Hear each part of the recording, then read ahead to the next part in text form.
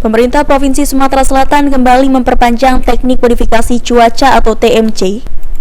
Menurut Kepala Pelaksana BPBD Sumatera Selatan M. Iqbal Alisyabana, TMC diperpanjang mulai tanggal 13 hingga 17 Oktober.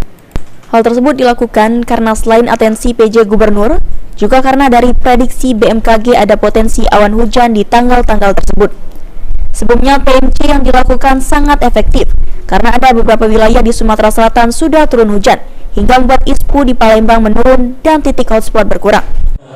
TMC alhamdulillah kita dapat perpanjangan atas usaha potensi dari Pak Gubernur pemerintah kepada pusat. TMC kita diperpanjang sampai tanggal 17. Ini juga selain atensi Pak Gubernur juga karena dari BMKG ada potensi awan hujan.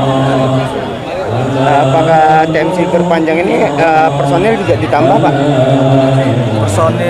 Untuk personil kemarin kita sudah melakukan penebalan di beberapa titik rawan karhutla dari TNI, Polri dan juga dari BPBD Manggala.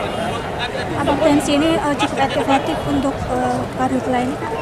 Alhamdulillah selama yang kemarin itu sangat efektif. Kita bisa lihat dari titik hotspot dan juga ISPU kita sudah mengalami penurunan dikarenakan ada di beberapa kabupaten yang sudah mendapatkan hujan.